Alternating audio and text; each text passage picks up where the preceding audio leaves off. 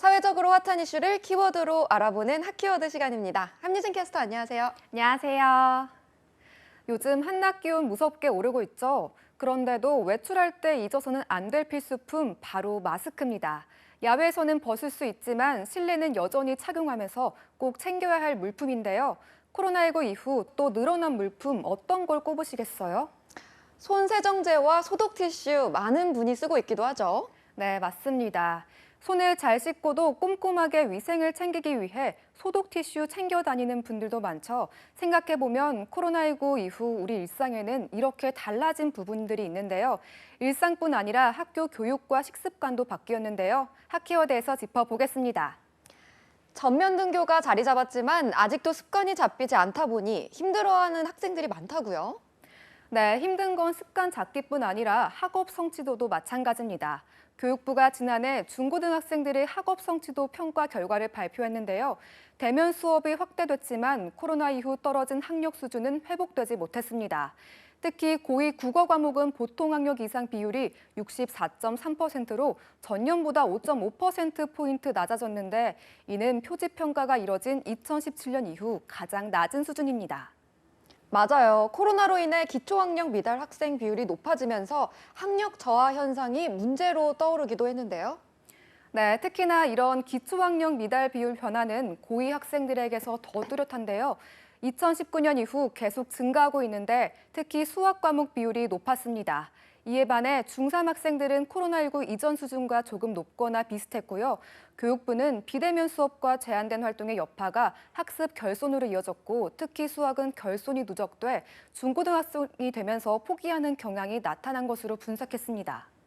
수포자가 늘어나게 됐다는 건 장기적으로 학업 능력을 따라잡기 어려워진다는 문제가 생긴 건데요. 교육부에서도 여러 대책을 세우고 있지 않습니까? 네, 교육부는 한 교실에 2명의 교사를 배치하는 협력 수업 학교를 현재 3,000곳에서 2025년 6,000곳까지 확대하기로 했는데요. 대학생 개인 교습을 통한 맞춤형 학습 보충과 방과 후 학교 수강권 지원도 확대합니다. 또 올해부터 컴퓨터 기반 학업 성취도 평가를 도입하고 앞으로 맞춤형 교육 콘텐츠를 제공할 계획입니다. 코로나19는 교육 현장뿐 아니라 우리의 식습관도 바꿔놓았는데요. 코로나 이전과 이후 식당에서 달라진 모습 바로 이것이 있죠. 혼자서 식사할 수 있는 테이블이 많아졌다는 거 아닐까요? 코로나19 이전에는 혼밥족 환영받지 못했지만 코로나19 이후에는 워낙 많다 보니까요. 네, 그렇죠. 질병관리청 조사에 따르면 혼자서 밥 먹는 이른바 혼밥족도 아침, 점심, 저녁 각각 늘었는데요. 이와 함께 끼니를 거르는 사람도 늘었습니다. 점심을 먹지 않는 이들이 1년 사이에 31%나 늘어난 건데요. 질병관리청은 코로나19 유행으로 외출이 줄고 재택근무나 원격 수업이 늘어난 것이 식습관을 불규칙하게 만드는 영향을 미친 것으로 분석했습니다.